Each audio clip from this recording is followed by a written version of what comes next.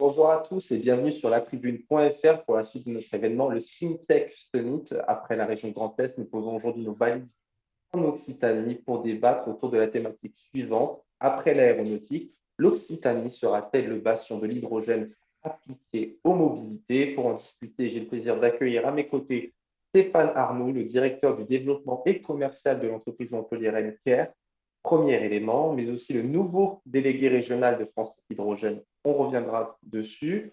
Romain Di Costanzo, le cofondateur de la startup Fusion Aiko, Vincent Lemaire, le président de l'entreprise albigeoise Safra, et enfin Bastien Mancini, le COO du constructeur de drones toulousain Delair. Alors pour débuter cet échange, messieurs, j'aimerais tout d'abord faire un petit tour de table avec chacun d'entre vous pour présenter un petit peu les projets technologiques que chacune de vos sociétés porte. Et j'aimerais tout d'abord commencer avec vous, Bastien. En début d'année, Delair a annoncé un partenariat avec l'ISAE Supaéro pour développer un drone à hydrogène liquide avant de traverser avec ce même drone l'Atlantique. Alors, l'horizon, on va dire 2023-2024. Aujourd'hui, 3 mois après cette annonce, où en êtes-vous dans ce projet? Alors, c'est un projet qui avance bien. L'annonce consistait à présenter notre plan de travail pour les années à venir. Et donc, c'est un projet qui est en recherche de financement. On a défini la première phase du projet. Et d'ailleurs, on a lancé officiellement, on a soumis le dossier pour démarrer cette première phase des travaux avec un des membres de cette table ronde. Donc, voilà, on pourra en parler. Donc, c'est un projet qui est en 3 phases. En gros, il y a une première phase régionale qui consiste à développer le drone avec de l'hydrogène gazeux. Et il y a un ensemble de développements à faire autour des technologies de la pile à combustible. Donc voilà, on en parlera avec Romain peut-être. Et donc ensuite, la deuxième phase qui sera nationale, elle n'est pas encore démarrée. Et on se donne un horizon de 6-8 mois pour la démarrer. Il y aura de l'hydrogène liquide et il y aura aussi des partenaires. On veut impliquer des partenaires de l'aéronautique, des grands acteurs. On reviendra dessus. Voilà. Et donc, en tout cas, c'est parti. Et ça commence au niveau des territoires en Occitanie avec des partenaires régionaux. Alors, comme je le disais, c'est vrai que dans la région de l'aéronautique, c'est un projet qui n'est pas très surprenant, innovant, mais pas très surprenant. Et justement, c'est là où je veux en venir avec Vincent Lemaire. C'est vrai que l'Occitanie n'abrite pas que des avions, mais elle abrite aussi des bus à hydrogène. Et vous en êtes le témoin. Très tôt, vous avez fait le pari avec Safra de mettre sur pied un bus qui roulerait uniquement à hydrogène, ce qui veut dire qu'il n'émettrait aucune émission polluante. Alors que c'est vrai qu'à l'époque, vous avez lancé ce pari, la demande n'existait pas, ou en tout cas, il n'y avait pas d'intention réelle que les collectivités passaient commande. Alors aujourd'hui, où en êtes-vous dans ce projet et surtout, comment est née cette réflexion en interne de vous dire, voilà, il y a plusieurs années, on va faire un bus à l'hydrogène? Alors, Safra, on est là depuis fort longtemps, en 1955, et on est des acteurs très spécialistes du matériel de transport public. Donc, le sujet de la mobilité durable dans la ville, on l'a vu venir au fur et à mesure des années en discutant tout simplement avec nos clients, les politiques, les techniciens dans les réseaux de transport urbain. Et c'est vrai qu'il y a une dizaine d'années de ça, on a décidé de concevoir un véhicule, un autobus Safra qui s'appelle le bus Innova, un autobus avec une traction électrique. Et très rapidement, et d'ailleurs dès le départ, l'architecture, la conception de ce véhicule s'est faite de manière modulaire pour pouvoir devenir un jour hydrogène. La réalité est arrivée en 2019, puisqu'en 2018, on a pris des premières commandes, effectivement, de cette version hydrogène du bus Innova. Et c'est aujourd'hui notre axe clé, notre axe de développement, tout le développement de l'entreprise est vraiment basé sur cette techno-là parce qu'elle présente des avantages importants dans la mobilité collective. On est sur un gros véhicule qui consomme beaucoup d'énergie, qui est exploité longtemps. On est sur une flotte captive, un véhicule idéal pour la techno hydrogène. Le marché aujourd'hui, il se porte comment? Il y a beaucoup de demandes des collectivités concrètes sur cette technologie ou c'est encore un petit peu balbutiant? Voilà. Alors, pour de vrai, on est encore au tout début de l'histoire. Ça, c'est la réalité. Pour autant, effectivement, la sensibilité de tout un chacun des électeurs, on l'a vu, hein, si vous regardez les dernières élections, sans faire de politique ici, mais enfin les européennes, nos municipales l'an dernier, qui sont très importantes dans le domaine des transports publics, montrent bien qu'il y a une attente forte des populations sur ces enjeux de mobilité durable. On peut tous imaginer que la voiture va de moins en moins rentrer dans la ville, donc le transport collectif a beaucoup d'avenir. Pour autant, effectivement, ce transport collectif doit être vertueux et doit être zéro émission. Donc ça démarre. Évidemment, la politique de notre gouvernement, de l'Europe, fait qu'aujourd'hui, les choses s'accélèrent puisqu'il y a des accompagnements importants envers les agglomérations, effectivement, pour aller vers des acquisitions de véhicules. Donc, les nouvelles agglos qui se sont mis en place il y a à la fin de l'été dernier, travaillent actuellement très activement et on a un vaste potentiel de développement.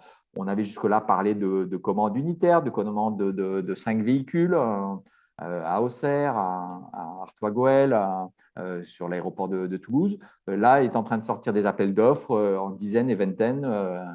Voilà, des villes qui commencent à dire, ou des agglos qui commencent à dire, écoutez-nous, d'ici la fin du mandat 2025, on veut avoir très sérieusement basculé sur cette techno-là. Je m'adresse à vous maintenant, Romain, parce que c'est vrai qu'avec votre startup Aeco, vous développez justement un composant qui doit intéresser fortement Vincent Lemaire, mais aussi Bastien Mancini, qui en a fait un petit peu allusion. Vous développez en tout cas des nouvelles plaques bipolaires, composants essentiels des piles à combustible. Alors justement, en quelques mots, pouvez-vous nous dire quelle est l'utilité de cette plaque et quel est l'enjeu, surtout pourquoi aujourd'hui on en développe une nouvelle génération? Quels sont les enjeux autour de cette technologie? Donc effectivement, sur l'hydrogène, on entend beaucoup parler des usages, hein, donc, parler des drones, des autobus. Nous, on s'est vraiment intéressé à un composant, on est parti sur un composant système qui s'appelle les plaques bipolaires, et qui intervient en fait dans les piles à combustible, mais pas seulement, ça intervient également dans les électrolyseurs, les batteries à flux redox. Et donc, tous ces systèmes-là, ce sont des systèmes qui marchent un peu tous sur le même principe. C'est vraiment à le voir comme un empilement de cellules. Et dans ces cellules, eh bien, il y a les réactants qui sont acheminés. Donc, on parle ici des gaz, hein, donc de l'hydrogène et puis de l'air. Il y a la réaction électrochimique qui se fait et qui crée de l'électricité. Donc, il y a deux composants en gros dans une pile. Il y a les plaques bipolaires et les membranes. Nous, on s'est axé sur le développement d'une nouvelle génération effectivement de matériaux qui sont destinés à ces plaques bipolaires. Et la raison pour cela, c'est que sur les matériaux qui sont disponibles actuellement, eh bien, il y a des problèmes soit de durabilité, soit de poids, soit d'encombrement. Et ce qu'a développé Aeco, en fait, c'est un procédé de fabrication qui nous permet d'assurer simultanément ces trois propriétés.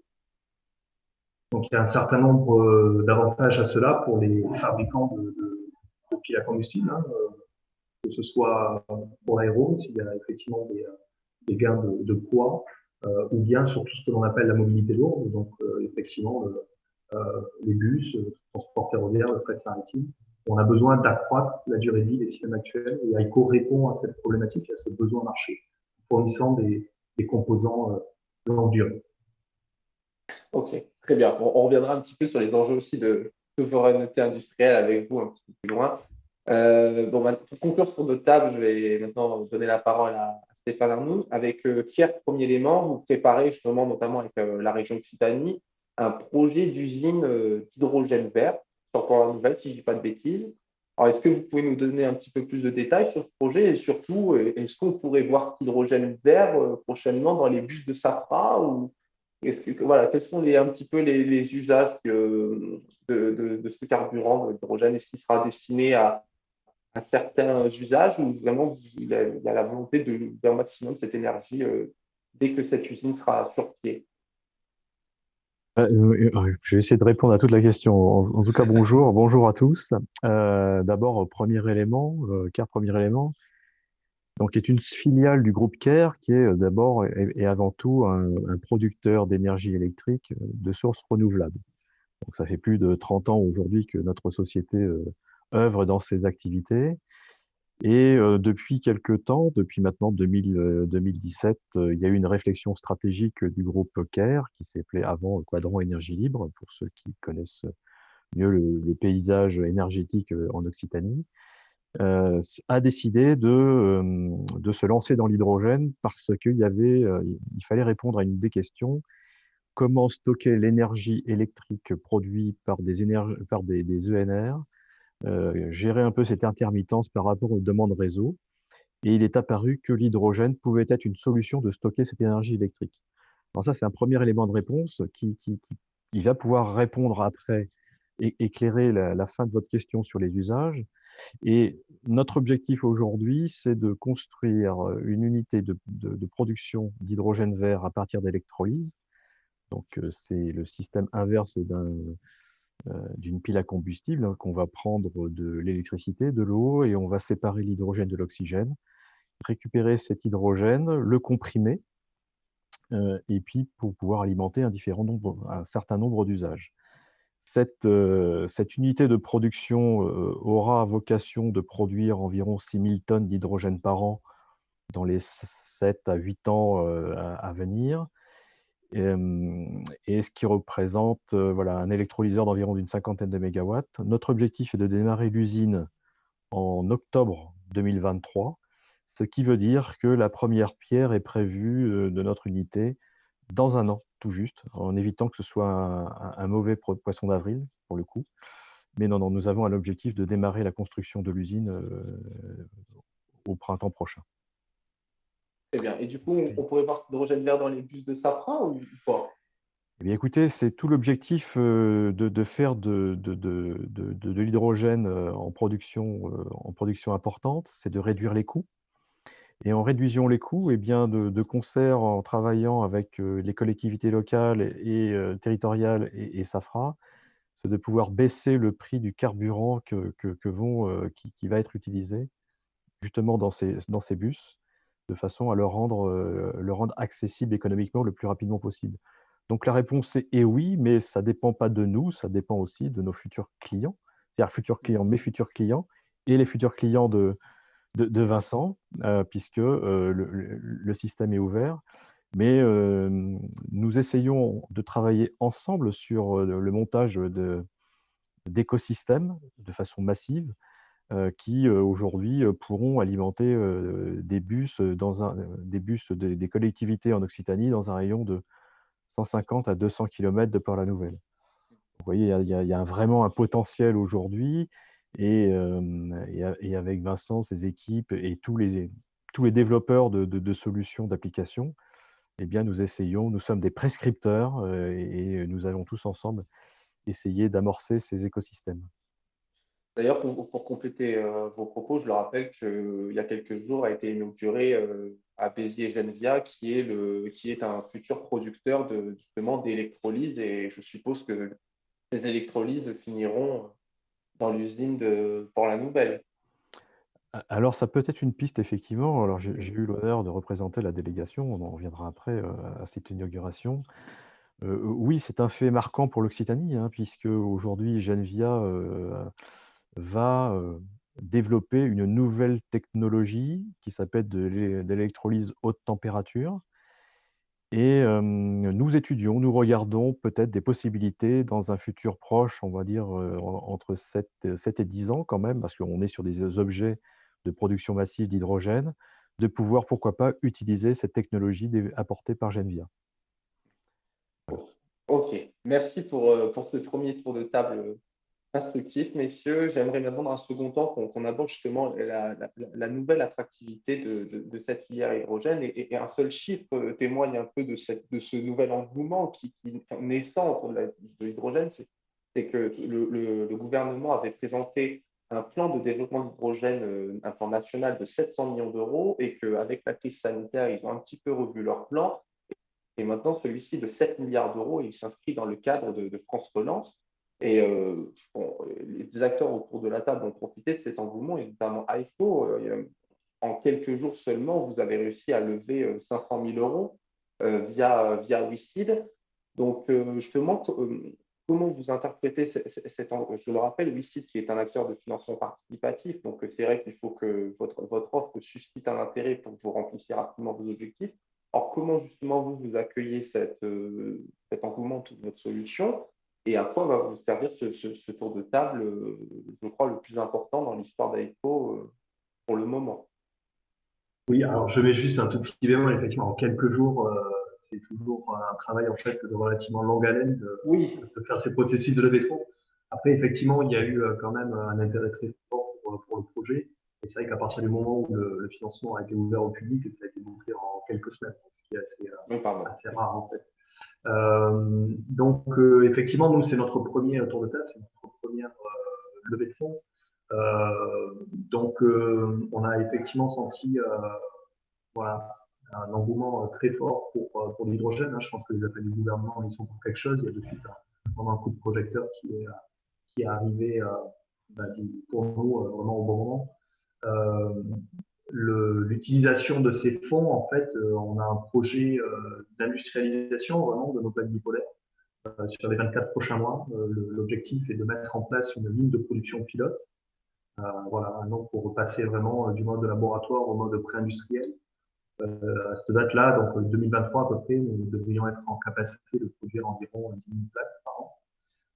Et puis ensuite passer à une nouvelle phase donc une nouvelle levée de fonds pour mettre à l'échelle nos moyens et être capable de répondre aux demandes du marché.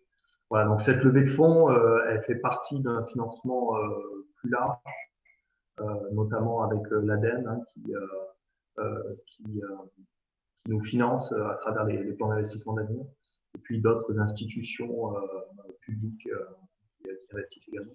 Voilà, donc ce budget-là, il va servir à ça, il va servir à implanter ici en Occitanie une ligne de production pilote sur la fabrication des plaques bipolaires.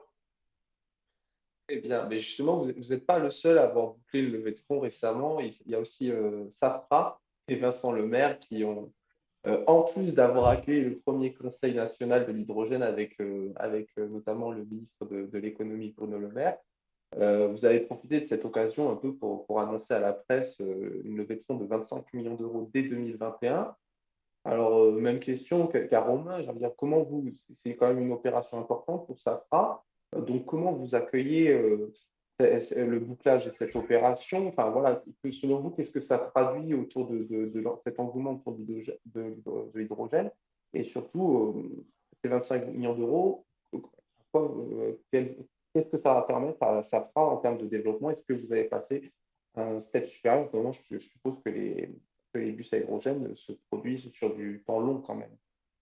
Et bien sûr, et puis vous savez, pour que cette filière hydrogène marche et voilà, réussisse, qu'on remplisse tous nos enjeux de réindustrialisation de notre pays, de souveraineté, finalement, il nous faut deux choses. Il nous faut une filière qui s'organise, un écosystème, et on y travaille tous. Voilà, dans l'hydrogène, on a cette particularité de bien se connaître. Nous sommes organisés au sein de France Hydrogène avec des délégations régionales. Parce qu'effectivement, s'il y a des bus, s'il n'y a pas de station, s'il n'y a pas d'hydrogène, tout ça, ça ne marche pas. Donc, il faut que tout marche ensemble. Donc, ça, c'est un des premiers besoins voilà, pour la réussite de cette filière. Et puis après, c'est vrai qu'il faut de l'argent parce qu'aujourd'hui, l'hydrogène, dans cette filière, tout coûte cher. Nous sommes encore au début de l'histoire. On a des qualités ici dans notre pays, on a du savoir-faire en France, mais attention, on n'est pas tout seul. Il y a une grosse bataille internationale. Donc, il faut qu'on tienne cette course d'endurance. Il faut donc de l'argent public, de l'argent privé. Il faut vraiment qu'on accélère. 25 millions d'euros, c'est beaucoup d'argent, mais c'est pas tant que ça quand il faut industrialiser un produit aussi complexe qu'un autobus. Voilà. Et d'ailleurs, à côté de ces fonds privés, on va effectivement nous aussi chercher de l'argent dans France Relance pour du matériel, pour de la R&D. Il faut étendre notre gamme, on doit étendre notre gamme de véhicules de transport de personnes vers le transport régional, vers d'autres gabarits de véhicules. Donc, c'est assez facile en fait de dépenser ces moyens-là. Ça va très vite sur de l'industrie, mais c'est comme ça qu'on va avancer. Je prends l'exemple d'un concurrent anglais. On n'est plus dans l'Europe. Un de mes concurrents anglais vient de prendre une subvention de 11 millions de pounds ces jours-ci. Donc, Donc voilà, la course internationale est bien là il faut qu'on la gagne. C'est bien l'enjeu de ce qu'on veut faire, chez nous. Quelles sont, juste, en petite parenthèse, les ambitions de Safran en termes de production de bus à hydrogène, décorrélées bien sûr des commandes, mais aujourd'hui, vous en produisez combien? Et en passant ce step, vous espérez en produire combien? Là, aujourd'hui, on est en dizaines, il faut qu'on passe en centaines. Voilà, tout ça, ça veut dire beaucoup de main-d'œuvre de vente, des vraies révolutions industrielles chez nous, pour effectivement que, à la fois sur les achats de composants, à la fois sur de la techno. Romain a parlé du problème on est très sensible, nos clients sont très sensibles au coût de possession de leur véhicule. Un autobus, ça s'exploite pendant 15 ans, 16 ans. Voire 20 ans. Et donc, effectivement, la durée de vie des composants, voilà bien un élément clé. Tout ça fait qu'aujourd'hui, il y a un vaste travail sur les composants, sur les temps de montage, les temps d'assemblage du véhicule. Et c'est là-dessus qu'on doit travailler très fort, tout en étant sur un marché de niche. L'autobus urbain est très personnalisé. Ça se monte finalement un peu comme un avion, de manière très manuelle, un autobus. Alors, je me tourne vers vous maintenant, Bastien Mancini. C'est vrai que par rapport à Safra et à Eco, qui sont entre guillemets sur leur premier produit dédié à l'hydrogène, vous avez déjà fait un drone qui fonctionne à l'hydrogène, notamment pour l'armée, si je ne dis pas de bêtises. Alors aujourd'hui, pourquoi vous vous relancez dans cette aventure avec l'ISAE? Est-ce que ça veut dire que les besoins du marché sont multiples et que c'est un positionnement porteur pour de l'air? Alors, c'est un positionnement. L'hydrogène nous apporte vraiment quelque chose. C'est effectivement quelque chose qu'on fait depuis longtemps. Donc, ce n'est pas opportuniste, là, on parle d'hydrogène. On s'y met, on a des drones à hydrogène depuis 2016. Donc, notre société a 10 ans. D'ailleurs, on nous a fêté là, il y a quelques jours. On est une centaine de personnes, on a quelques milliers de drones en opération dans le monde. Voilà, c'est un peu l'échelle où on en est. On fait des drones industriels pour des applications professionnelles de surveillance d'infrastructures, de sécurité, de défense. Dans nos applications, il faut des drones discrets, donc électriques. Et donc, depuis 2016, alors on regardait même avant, on avait vu des gens qui faisaient des piles à combustible en 2013-2014, et quand on allait les voir, si la pile sur table fonctionnait pendant la démo, ils avaient l'air ravis, ce qui nous inquiétait un petit peu, parce qu'il faut la faire voler, nous, dans notre drone. Donc, on a attendu un petit peu, et puis en 2016, il y a eu un premier appel à projet régional, d'ailleurs, c'était l'appel à projet national qui était territoire d'hydrogène. Et la région Occitanie a répondu avec le méta-projet iPort, et nous, dedans, on avait iDrone. Et donc, alors, il a fallu le temps de trouver un financement, c'était 2018, et puis on l'a fait. Et donc, depuis 2020, ce drone vole. Alors, vous avez dit, c'est pour des applications militaires. En fait, il est financé par ceux qui ont bien voulu financer, c'est les militaires, la DGA, et on les en remercie encore. Mais c'est pour des applications duales, à la fois civiles et militaires. Et l'hydrogène, pour nous, ça apporte vraiment, par rapport à la densité d'énergie des batteries, on fait x3. Et dans nos applications, c'est très important. Donc, la techno hydrogène, depuis tout ce temps, elle correspond vraiment à notre stratégie et notre vision. Notre vision pour de l'air, c'est d'être dans 10 ans le leader européen des drones pour l'industrie, pour la sécurité et la défense. Ça, c'est des drones qui volent loin et longtemps. Voler loin, c'est par la certification aéronautique, et le territoire occitan est quand même aussi bien positionné là-dessus. Et voler longtemps, on n'a rien trouvé de mieux que l'hydrogène aujourd'hui pour des vols électriques. Donc, ça fait partie de notre stratégie, de notre vision à long terme, de développer des drones à hydrogène. On a fait cette première génération de drones où on a modifié un drone existant. C'est un drone qui est déjà déployé dans des zones de guerre au Niger, utilisé par des forces de police un peu partout. On l'a modifié pour y mettre de l'hydrogène. Donc voilà, on a fait ce prototype en gros. Maintenant, la prochaine étape, c'est de faire un drone conçu pour l'hydrogène et qui volera encore plus longtemps, et qui rentre complètement dans notre stratégie globale. On a fait ce partenariat avec l'ISAE parce que je crois beaucoup au fait que les sociétés qui réussissent sont celles qui ont des vrais partenariats académiques, enfin avec les académiques, pas juste de l'affichage. Ça fait 10 ans qu'on travaille avec l'ISAE, on s'entend très bien. On faisait un drone à hydrogène, ils avaient aussi un projet, on s'est dit le prochain, faisons-le ensemble. Et donc ce nouveau projet est totalement dans la ligne de notre stratégie. Et ce n'est pas un virage, mais c'est vraiment… Donc, ce qu'on a vu, là, je vous ai décrit là, il y a 6-7 ans sur table, en gros, ça marchait à moitié. Là, ce qu'on a vu sur cette première génération de drones à hydrogène, c'est que finalement, c'est encore une techno jeune parce que tous nos fournisseurs, tout ce qu'on a acheté ne marchait pas comme c'était annoncé par les fournisseurs. Tout était un petit peu plus lourd qu'annoncé, un peu moins performant qu'annoncé. Il y avait des problèmes ici ou là. Et donc, ce projet nous a permis de mettre le doigt là-dessus, de résoudre ces problèmes. Et maintenant, la prochaine génération, c'est faire des systèmes encore plus industriels qui peuvent tenir des environnements encore plus durs. On a des clients qui volent dans des zones où il fait 45 degrés et d'autres qui volent dans des zones où il fait moins 20 degrés. Ça doit pouvoir être utilisé par des militaires voilà, dans des environnements compliqués. Et donc, le prochain projet, c'est améliorer les performances et puis améliorer les conditions environnementales. Justement, vous parliez de la stratégie de Delair, et c'est vrai que pendant longtemps, la communication de Delair a été de dire que notre principal relais de croissance, ça sera l'exploitation des données récoltées par drone. D'ailleurs, vous avez monté il n'y a pas longtemps une filiale qui reprend toutes les activités liées à l'exploitation de la data. Et parce que justement, la raison c'était un peu la suivante, c'était que le marché des drones, la vente de drones était devenu un marché un peu mature, en tout cas que la croissance n'était pas aussi importante que celle sur l'exploitation de la data, et que donc vous misiez beaucoup sur l'exploitation de la donnée. Finalement, est-ce que l'hydrogène, vous avez peut-être un petit peu répondu, mais j'aimerais savoir vraiment si c'est ça qu'on doit en déduire, c'est qu'au final, l'hydrogène peut aussi être l'occasion de relancer ce marché de la vente des drones et de devenir un formidable relais de croissance à la hauteur, en tout cas, de l'exploitation de la donnée. C'est un bon relais de croissance. Je ne vais pas vous apprendre que la communication, on peut dire ou faire dire des différentes choses. Oui. On a notre histoire, en réalité, c'est qu'on a développé Delair pour faire des drones. On a eu des clients qui se sont mis à avoir des données, qui ne savaient pas quoi en faire. Donc, on a développé cette entité de traitement de la donnée qui était plus neuve, plus récente, qui étant plus petite, plus neuve, plus récente, a une croissance plus dynamique, on va dire, en restant plus petite. Et donc la communication a peut-être empiété, du nouveau truc a peut-être empiété sur la communication du truc historique, mais les drones se sont toujours développés. Et c'est aujourd'hui le cœur de notre métier, c'est bien les drones, des drones professionnels. Il y a encore une croissance très soutenue là-dessus. Pour clarifier peut-être cette communication, on a effectivement créé deux entités juridiques maintenant qui sont bien différentes.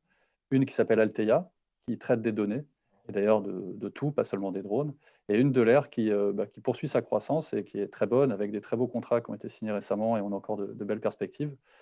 Et effectivement, l'hydrogène apporte de nouvelles perspectives parce que ça va nous permettre d'aller toucher des nouveaux marchés. Aujourd'hui, avec le drone à hydrogène qu'on propose, on a des performances quasiment équivalentes à celles d'un hélicoptère de surveillance d'observation. Par contre, un hélicoptère, il faut porter un pilote, et il fonctionne au kérosène, et en gros, ça consomme en moyenne 100 kg de kérosène à l'heure. Nous, notre drone, il consomme 25 grammes d'hydrogène à l'heure. Donc en gros, en équivalent CO2, on est 3000 fois, on pollue 3000 fois moins si c'est de l'hydrogène ni trop propre, ni trop sale. Ça coûte environ 10 fois moins cher quand on prend en compte tous les frais de maintenance. Et en termes de nuisance sonore, notre drone il est inaudible à 150 mètres. Donc, voilà. Mais ça, c'est parce qu'on a l'hydrogène. Si on reste sur batterie, on n'arrive pas à atteindre les performances des hélicoptères et donc on ne peut pas faire ces comparaisons. Donc là effectivement, l'hydrogène nous apporte des nouveaux marchés qu'on ne savait pas toucher en restant sur des technologies de batterie. Alors justement, Stéphane Arnoux, voilà, comme le dit Bastien Mancini, l'hydrogène lui permet d'atteindre des nouveaux marchés. Est-ce que c'est aussi le cas pour Caire Premier Élément? Est-ce que vos projets d'usine à hydrogène vert aussi intéressent plusieurs pays où vraiment il y a une pole position de la France sur le sujet, où vraiment vous ressentez des demandes, vous recevez des demandes de plusieurs pays, de tous les continents. Quel est un petit peu, pouvez-vous me donner un peu le coût du marché mondial sur cette énergie? Alors, écoutez, ça va être très simple. Aujourd'hui, produire de l'hydrogène vert, je crois qu'il y a y avoir quelques sociétés dans le monde. C'est-à-dire que le marché n'existe pas. Donc, on crée un nouveau marché. Aujourd'hui, l'hydrogène, et ça a été un petit peu souligné en sous-jacent à l'instant, c'est que l'hydrogène est produit avec du gaz naturel en partie, pour faire très simple. Et donc, on n'a pas d'hydrogène vert, on va dire. La dénomination, c'est de l'hydrogène gris qui est produit à partir de gaz naturel, qui vous fait 1 kg d'hydrogène produit, 10 à 12 kg de CO2 émis. Donc l'hydrogène vert, on est dans le démarrage du marché. Donc il y a une appétence du marché mondial et on voit maintenant aujourd'hui tous les acteurs de l'énergie, que ce soit les grands de l'énergie comme les pétroliers, tous les pétroliers se mettent à l'hydrogène, tous les énergéticiens traditionnels comme EDF, Engie se mettent aussi à l'hydrogène. Et Caire aussi, nous sommes aussi dans l'hydrogène, alors avec une particularité, ce que j'ai expliqué tout à l'heure, c'est que nous faisons de l'hydrogène vert avec des énergies renouvelables. Nous, ce qu'on s'aperçoit aujourd'hui en tant que tout petit faiseur énergéticien, faut qu'on se remette à notre place, nous sommes présents dans le monde, on a une vingtaine de filiales aujourd'hui. Chaque filiale où nous sommes présents, il y a des appels à projets, des appels d'offres, qui demandent en fait, des énergies renouvelables et du couplage pour produire de l'hydrogène vert. Donc on a un emballement du marché qu'il y a quelques années, je vois nous sommes tous des pionniers de l'hydrogène, on n'avait même pas imaginé que ça pouvait arriver. Voilà, pas aussi vite et de façon aussi massive. Voilà, Vous avez ce sentiment d'une traversée du désert un peu? un Qui est plus trop le oui, cas aujourd'hui? on va traverser du désert, je pense Un peu on fort, l'a hein. vécu depuis un certain nombre de temps. Il y a eu une accélération dans les années 2000 qui s'est très vite arrêtée, pour des raisons de crise financière, où certains acteurs français étaient déjà bien partis sur des piles à combustible, par exemple, et ont tout arrêté. Et donc, ce sont la concurrence internationale qui a repris le savoir-faire français. C'est un peu ce que disait tout à l'heure Vincent. Et là qu'aujourd'hui, on doit se remettre à l'ouvrage pour pouvoir produire cet hydrogène vert et développer toute la chaîne de valeur et développer énormément de compétences. Donc, et si on regarde aujourd'hui les premiers éléments d'hydrogène vert massif en production, je pense qu'il faut partir on va essayer de partir un peu en Australie, un peu au Canada, mais on est au démarrage de l'histoire. Et on s'aperçoit que la mobilité permet de pouvoir décarboner tous les nouveaux usages ou de remplacer une partie du pétrole, pas tous les usages du pétrole. On voit dans l'aéronautique des usages aujourd'hui de l'hydrogène et ne nous trompons pas, nos clients, ce que a dit tout à l'heure Vincent, nous imposent d'avoir de l'hydrogène vert et pas de l'hydrogène de toutes les couleurs. Ça, c'est un signal fort et c'est pour ça d'ailleurs que tous les énergéticiens aujourd'hui s'attellent à pouvoir trouver des solutions et développer des nouvelles usines dans ce sens-là. Alors, justement, ça me permet de faire la transition parfaite avec Aiko et Romain Di Costanzo. Il me semble que vos plaques bipolaires sont en test chez plusieurs industriels européens. Alors, sans nous donner les noms, parce que je suppose que c'est confidentiel, mais en tout cas, qu'est-ce que vous pouvez nous dire sur les premiers enseignements de ces plaques, de ces expérimentations autour de vos plaques bipolaires? Est-ce que vous avez quelques chiffres à nous donner, quelques retours d'expérience de la part de vos premiers clients sur les bienfaits de votre technologie dans le développement de cette filière hydrogène? Oui, donc effectivement, alors juste pour resituer un peu le contexte, hein, c'est vrai qu'Aiko, c'est une société qui est beaucoup plus récente que les autres intervenants qu'on a autour de la table. Donc nous, il faut bien comprendre qu'on est en train de voler pour la première fois de nos propres ailes. Et donc, on met tout juste en place les premiers partenariats commerciaux en fait, avec soit des industriels, soit des académiques. On va changer un petit peu ce que disait Bastien, c'est que travailler avec des académiques, c'est aussi vraiment une grande force parce que ça permet de consolider énormément les fondamentaux du projet. Donc, on attache aussi beaucoup d'importance à travailler avec eux. Et effectivement, nos produits sont en cours déjà sur plusieurs segments de marché. Donc, on a des éléments qui sont en cours dans des électrolyseurs, qui permettent de fabriquer de l'hydrogène. On a également des éléments qui sont en cours dans des piles à combustible. Et on a également des éléments qui sont en cours dans ce qu'on appelle les batteries à flux redox. Donc, c'est des systèmes de stockage en fait d'hydrogène qui sont réversibles. Et comme je le disais au début, qui marchent encore une fois de la même manière avec un système de membrane et les plaques bipolaires jouent un rôle qui est prédominant. Donc nous, les premiers enseignements qu'on tire de cela, c'est déjà qu'il y a un vrai besoin marché parce que le nombre de sollicitations est important et croissant. Donc, il y a une vraie problématique sur les matériaux, sur la durée de vie de ces matériaux. Et voilà, donc nous répondons vraiment à une problématique qui est marché, et ça c'est vérifié sur 3 segments de marché. Ensuite, on a également des retours techniques, notamment sur la durée de vie. Alors sur le poids, c'est facile, hein, n'importe qui est capable de mesurer le poids d'une plaque, donc c'est assez direct. Par contre, sur les durées de vie, on a lancé un certain nombre d'études qu'on réalise soit en interne, soit en sous-traitance. Et des fois, effectivement, ce sont les industriels eux-mêmes hein, qui ont leur propre protocole de test et qui testent la durée de vie de nos matériaux. Et là-dessus, on a des retours qui sont extrêmement encourageants. Donc voilà, donc, les premiers enseignements pour répondre à votre question que l'on tire de tout ça, c'est que il y a un besoin marché. Notre produit est adapté pour plusieurs technologies et les retours que l'on a à l'heure actuelle eh bien, sont bons et devraient enchaîner sur des contrats commerciaux très rapidement. Très bien. Alors, justement, tous les cas, depuis le début de cet échange, vous témoignez d'une montée en puissance de cette filière et des sollicitations que vous avez chacun. Mais j'aimerais quand même donner la parole à Vincent Lemaire autour de la problématique. Enfin, je ne sais pas si c'en est une, ça va vous me le dire, mais en cas de la ressource en talent. Comme c'est une filière émergente, vous le dites tous, on est qu'au début de l'histoire, si je reprends vos propos, Vincent, est-ce que, alors, par contre, les talents suivent? Est-ce que les compétences suivent? Ou est-ce que, au contraire, vous avez des difficultés à avoir les ressources humaines nécessaires à votre bon développement? Trouver des talents pour toutes les entreprises, c'est toujours compliqué. Il y a peu de spécialistes de l'hydrogène en France. Hein. Donc, mais par contre, on a des très bons ingénieurs, on a des très bons universitaires, on a des très bons spécialistes du business. Et donc, aujourd'hui, cette filière, elle attire. Elle donne envie aux gens. Et je crois qu'aujourd'hui, c'est ça l'essentiel. Et rapidement, les gens vont comprendre cette techno-là, rentrer dedans. Et on va vite progresser. Donc aujourd'hui, l'attrait du projet, l'attrait de la techno, effectivement, ben les annonces gouvernementales, des politiques, de l'Europe, tout ça, c'est très important.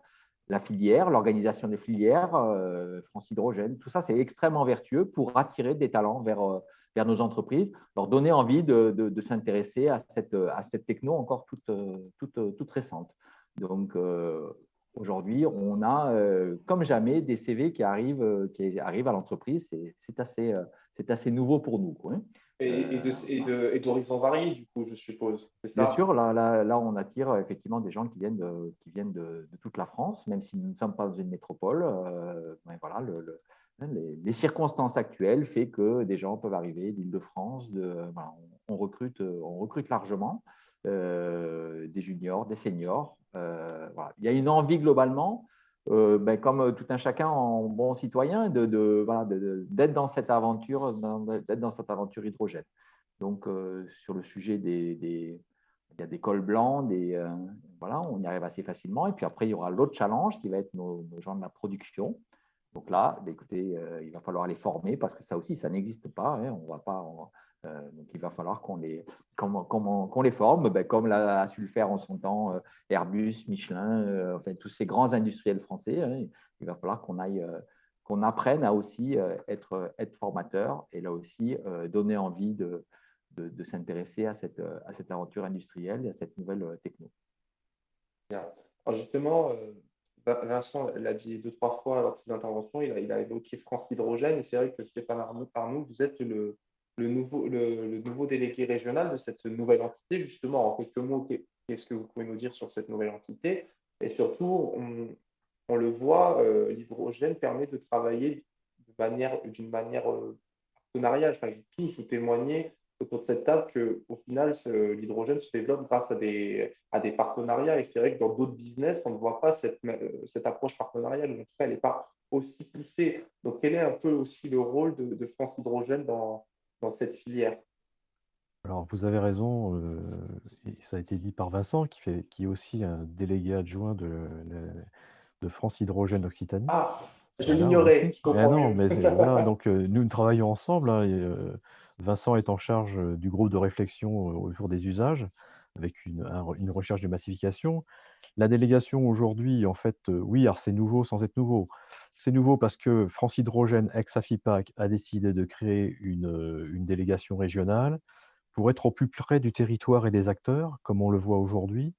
Et notre objectif premier, c'est d'être le relais et de pouvoir mettre en relation les différents partenaires industriels, académiques, collectivités territoriales, clients, investisseurs, autour d'une table pour pouvoir faciliter les échanges et développer toute cette filière industrielle autour de l'hydrogène. Ce qu'il faut souligner, c'est que pour que cette filière hydrogène puisse accélérer, il faut qu'on développe tous les secteurs en même temps, c'est-à-dire de la production d'électrons, en passant par l'unité de production, tout ce qui est transport logistique, qui est un sujet très important. On parlait tout à l'heure d'hydrogène liquide. Il faut savoir qu'aujourd'hui, l'hydrogène liquide, c'est très peu utilisé, du moins en Europe, plus aux États-Unis, mais c'est quelque chose qui est à développer. Et donc ça, c'est un vrai pari technologique qui est pris par de l'air. C'est vraiment sur de l'hydrogène liquide. Et puis aussi, il y a tous les usages. Et pour développer les usages comme des bus, il faut aussi développer les infrastructures de distribution. Et si notre rôle, c'est de faire avancer tous les leviers en même temps. Vous voyez, on a une responsabilité de pouvoir mettre en lien tout ce monde volontariste qui sont prêts à aller sur l'hydrogène de façon à développer des écosystèmes. Donc ça, c'est je dirais, la première mission de la délégation France Hydrogène. C'est de discuter aussi avec la région Occitanie, puisque la délégation a un accord particulier avec la région Occitanie à travers son agence IDEO, qui fait partie aussi de la délégation France Hydrogène. IDEO nous accompagne, et donc l'objectif, c'est de travailler, de collaborer. Vous voyez, on collabore aussi avec la région, puisqu'on devient complémentaire. Nous apportons, nous, notre vision plutôt industrielle, la région, une vision institutionnelle, le développement stratégique d'une région. Donc ça, c'est très important. Et puis aussi, on a décidé dans la délégation de pouvoir avoir au bureau un membre permanent qui est le pôle Derby. Et donc, ils viennent assister Vincent qui s'occupe, lui, des usages, Vincent, j'ai oublié Sylvain Vidal, qui s'occupe, lui, de la partie du groupe de réflexion sourcing électrique production, qui est le délégué régional d'EDF. Nicolas Gérèse s'occupe du groupe de réflexion, tout ce qu'on appelle support, c'est-à-dire qui va venir s'occuper de la communication, de la formation, de l'innovation, tout ce qui va être en fait les sujets qui vont remonter des différents piliers. Et le dernier pilier qui me semble important aujourd'hui, que l'Occitanie est une des premières à mettre en avant, c'est tout ce qui est transport et logistique, qui est animé par Nicolas Hazan de la société Euretech. Tous ces sociétés-là font partie du terreau d'entrepreneurs en Occitanie pour pouvoir développer une filière en Occitanie et, on va dire, chasser en meute pour gagner des marchés. Oui, alors justement, c'est la parfaite transition et j'aimerais qu'on aborde rapidement une dernière thématique pour conclure cette table ronde. C'est vrai, c'est le territoire. La région Occitanie, d'ailleurs, était la première région de France, je crois, à débloquer, en tout cas à façonner un plan de développement de la filière hydrogène de 150 millions d'euros sur 10 ans. Mais, et les autres régions ont suivi à coup justement de communication, ça me refait penser à l'échange que j'ai eu tout à l'heure avec Bastien Mancini. Et c'est vrai qu'aujourd'hui, quand même, on sent une sorte de concurrence entre les régions, euh, pas mal saine, mais en tout cas, voilà, il y a une guerre de communication entre les territoires français autour de cette thématique de l'hydrogène. Stéphane Arnoux. Et j'aimerais aujourd'hui que vous nous disiez un petit peu quelle est la place de l'Occitanie par rapport aux autres rapidement. Est-ce qu'on est plutôt bien placé? Enfin, cette table ronde en témoigne. Aujourd'hui, on a plusieurs acteurs qui sont sur cette thématique, mais est-ce que par rapport aux autres, comment on est? Comment on se situe? Bah, écoutez, je pense que c'est dit tout à l'heure. En 2016, la région Occitanie a décidé de répondre avec un métaprojet qui s'appelle HyPort. Alors, j'ai eu la chance, moi, d'être à l'origine de ce projet. Je faisais partie un petit peu des groupes de réflexion pour pouvoir faire émerger HyPort ou ePort sur l'aéroport de Toulouse, Toulouse-Blagnac. La région Occitanie est une des premières régions à s'être emparée de l'hydrogène en comprenant que faisait partie d'un mix énergétique global, puisqu'elle a raisonné, elle s'est dit, qu'est-ce qu'on peut faire? Et donc, elle a développé un plan de la première région énergie positive. Donc, c'est quoi? C'est de regarder son mix énergétique et de se dire qu'est-ce que l'hydrogène peut apporter dans ce mix énergétique.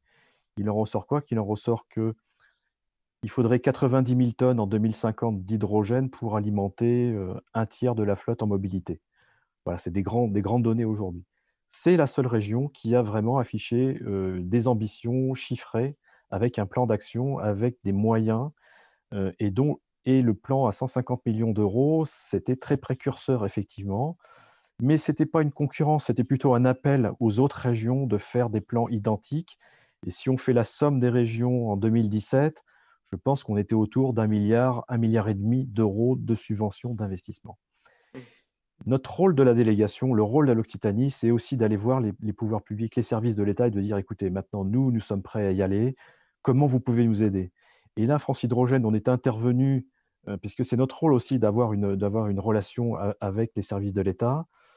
On a participé en fait à la rédaction d'une feuille de route dans le conseil stratégique de filière autour de l'hydrogène pour prouver qu'il y avait des acteurs. Et effectivement, aujourd'hui, c'est une belle illustration sur tous les secteurs d'activité et que l'hydrogène n'était pas simplement réservé à des rêveurs. Voilà, je pense que les rêveurs aujourd'hui se sont transformés en faiseurs, en entrepreneurs.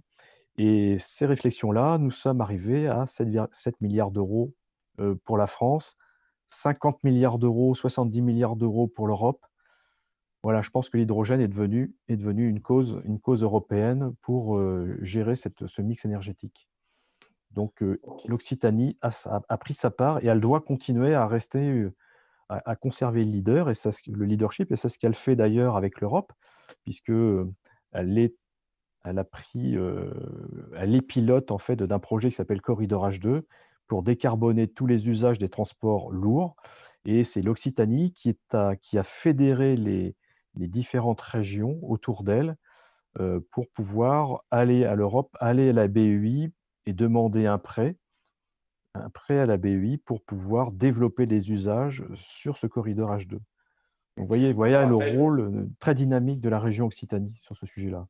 Ouais, on rappelle aussi que la région Occitanie a été fer de lance sur la question du train à hydrogène avec Alstom, mais c'est notamment grâce au lobbying, si on peut dire les choses ainsi, de la région que d'autres ont pu le pas, et du coup, ce qui a amené à cette commande prochaine de 14 rames hydrogène. Tout à fait, vous avez raison, c'est un autre exemple. Vous voyez, je crois que voilà, on a tous une même vision et nous la partageons, et tous les acteurs vont dans le même sens, ce qui est très réjouissant en Occitanie. Pourquoi l'Occitanie arrive à se développer aussi fort et aussi vite dans l'hydrogène? C'est parce que vous n'avez pas non plus des grands bassins industriels utilisateurs d'hydrogène depuis très longtemps. Et l'Occitanie a compris que l'hydrogène, il y avait une histoire à écrire, et ça permet en fait l'émergence de tous ces acteurs du drone en travaillant sur les nouvelles plaques, les nouvelles plaques avec Aiko sur les piles à combustible. Safra qui s'est lancé dans le bus hydrogène, demain va faire du rétrofit pour des autocars. Eh bien, c'est la région qui a aussi impulsé cette dynamique. Et ça, c'est super important. On ne le retrouve pas ailleurs aujourd'hui, mais je crois que ce n'est pas de la compétition, c'est juste une émulation. C'est ça qu'il faut retenir. Ce qui est marrant, c'est que Caire est à Montpellier, Aiko est à Toulouse, tout comme Delers, mais vous, Safra, vous n'êtes pas dans une grande métropole, vous êtes à Albi. Pourquoi ce choix? Parce que c'est vrai qu'on a l'habitude que je ne sais pas si c'est une habitude en tout cas, mais on a l'idée reçue que les grands acteurs généralement sont implantés dans des grandes villes, surtout sur des sujets innovants sur des sujets innovants comme l'hydrogène pour faciliter peut-être justement les partenariats industriels. Mais vous assumez ce choix justement d'être à Albi. Je me rappelle, c'est un choix que vous aviez défendu lors du premier Conseil national de l'hydrogène qui s'est tenu chez vous. Donc, pourquoi le choix d'Albi? Est-ce qu'il y a un terreau favorable à l'émergence de votre technologie dans cette ville moyenne française? D'abord, l'entreprise, elle est née là, elle s'est développée là. Et donc, une entreprise, c'est avant tout une histoire d'homme. Donc, une entreprise, ça ne se déménage pas comme ça si facilement. Hein, c'est pas, voilà. Et puis, écoutez, ce qui se passe actuellement montre que des territoires comme ça, à 2 pas de Toulouse, offrent aussi des avantages de qualité de vie, des avantages Voilà, donc ici, les gens achètent des maisons, sont propriétaires. Il y a des tas d'avantages à être dans des villes moyennes. Et je crois que vraiment, on n'a pas de complexe vis-à-vis de ça. Donc, effectivement, le déménagement d'entreprise dans une grande métropole, ce n'est pas d'actualité. Et d'ailleurs, la région cherche effectivement à développer son territoire de manière homogène. Et ça s'est déjà fait. Regardez Figeac, regardez, voilà, ça s'est déjà fait sur plein de territoires. Donc, voilà, pas de complexe à être à Albi. Et on va faire notre développement ici. Ça ne veut pas dire qu'on ne va pas grandir aussi ailleurs parce qu'il va falloir être présent partout en France. On va vouloir vendre en Europe et donc il va nous falloir des services supports un peu partout pour être au plus près de nos clients. Alors justement, contrairement à Safra, Romain Di Costanzo, vous avez Aiko a récemment emménagé à Toulouse. Et en plus, je le rappelle, mais vous nous en direz peut-être un petit peu plus, vous êtes le seul producteur français au final de plaques dipolaires.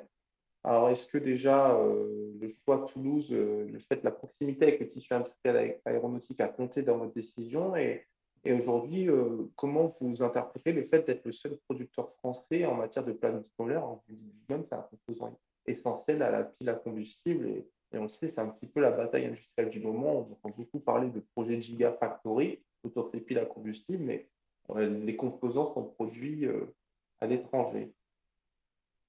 Alors, pour répondre à la première partie de votre question, juste pour la petite histoire, nous, on a développé la techno Albi également. Quand on a commencé le projet, en fait, il a fallu trouver un lieu où fabriquer ses composites et Albi a une énorme expertise là-dessus, notamment ce qu'on appelle les thermoplastiques, qui sont des matériaux de performance pour certains d'entre eux.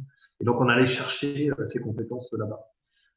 Initialement, quand le projet a débuté, on a choisi l'Occitanie pour plusieurs raisons. Non seulement elle avait un plan hydrogène, une ambition là-dessus qui était clairement affichée, et puis on est venu chercher aussi le savoir-faire sur les composites qui est énorme, qui est immense, dû à bien sûr au fait qu'il y ait des industries comme Airbus qui soient présentes sur le territoire. Ensuite, effectivement, pour répondre à la deuxième partie de votre question, il y a, on le voit notamment avec la crise sanitaire que l'on traverse, il y a des vrais problèmes d'indépendance sur les composants, quels qu'ils soient, ça touche un peu tous les domaines. Et en fait, nous, quand on s'est lancé sur cette aventure, on a aussi fait un petit peu ce pari, c'est que si l'on veut que les technologies hydrogènes émergent sur les territoires, eh bien, il faut qu'on ait la maîtrise de toutes les briques. Sinon, on va être contraint d'acheter des piles à combustible à l'étranger et on n'aura pas d'autre choix que d'être dépendant de notre pays. Donc, les plaques bipolaires, c'est 70% du poids et du volume d'un système, environ 30% du coût, et pourtant, voilà, il n'y a aucun fabricant en France. Donc, nous, on pense vraiment que là-dessus, il y a quelque chose à jouer parce que c'est tellement un composant clé qu'il faut nécessairement qu'il soit fabriqué et sécurisé sur le territoire. Et c'est un peu la beauté de l'hydrogène quelque part. C'est qu'en fait, l'hydrogène, il est disponible partout. Donc, il n'y a plus qu'à, entre guillemets, l'extraire. Et donc, ça permet au territoire d'obtenir une indépendance énergétique réelle. Mais pour ça, il ne faut pas être dépendant des autres composants qui rentrent dans cette équation. Sinon, on n'a rien résolu. Ok, merci Romain Di Costanzo. J'aurais une dernière petite question pour Bastien Monsigny. J'en avais prévu 2-3 autres en stock, mais on a déjà débordé un petit peu sur le timing, bon, preuve de l'intérêt du sujet. Alors, vous en parlez un petit peu en préambule, Bastien. Il y a des grands acteurs de l'aéronautique qui s'intéressent à votre projet de drone à hydrogène. Et d'ailleurs, pour certains d'entre eux, ce sont des voisins. Alors, justement, comment vous voyez cette course à l'avion décarboné dans laquelle est engagé le territoire Occitanie? Parce que c'est vrai que c'est dans cette région que est hébergée la majorité de la filière aéronautique.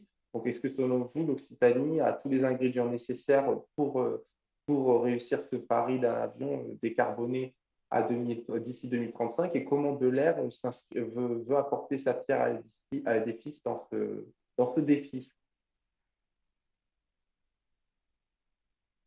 Ouais, effectivement, je pense que le territoire a tous les atouts pour réussir ce défi qui semble stratégique.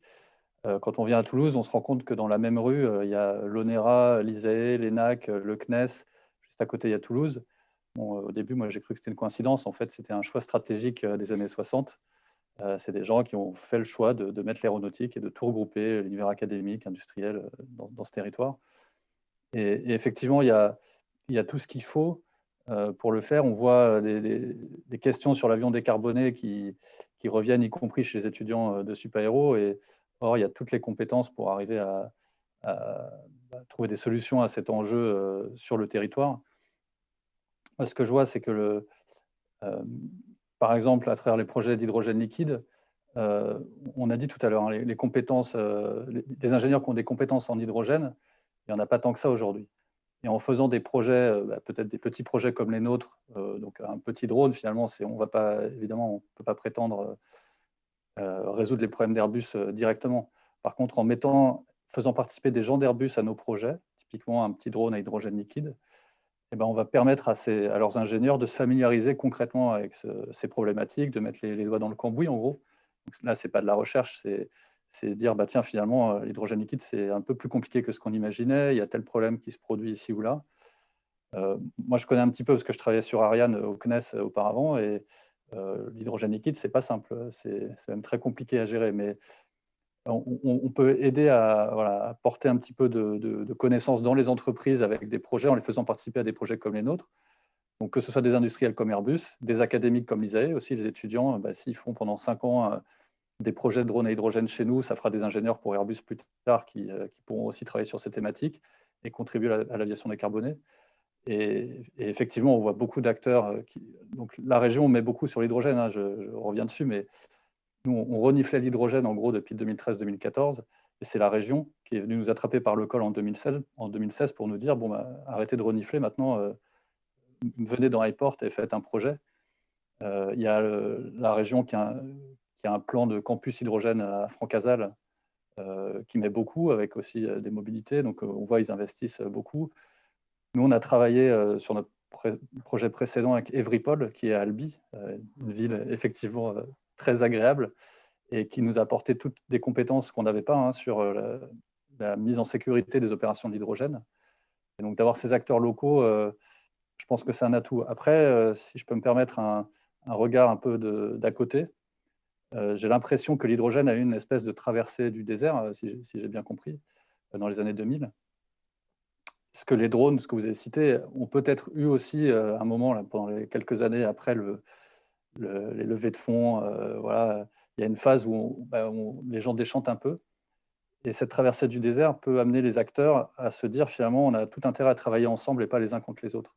Aujourd'hui, je le vois sur les drones où les acteurs de tout le territoire français, pas juste l'Occitanie, se disent, bon, en fait, notre compétition, c'est les Chinois, les Américains, arrêtons de nous battre entre nous pour savoir qui est le meilleur et mettons-nous à travailler ensemble. J'ai l'impression que la filière hydrogène a fait ce travail déjà par le passé dans les années 2000 et du coup, aujourd'hui, elle est en ligne de marche pour travailler ensemble. Donc, le territoire occitan a beaucoup d'atouts et a fait des choses très concrètes, mais j'ai l'impression qu'en effet, ce n'est pas en compétition avec les autres régions, mais plutôt au niveau national, tous ensemble. Ok, super. Merci. Ces bonnes paroles seront le mot de la fin. Merci à vous quatre pour votre participation à cette table ronde organisée par la Tribune. N'hésitez pas, pour ceux qui nous suivent en direct, n'hésitez pas à vous regarder tous les jours le site internet pour suivre l'actualité économique des territoires. Et je vous donne rendez-vous dès lundi pour la suite du Syntex Summit du côté de la région Auvergne-Rhône-Alpes. Merci beaucoup. Au revoir.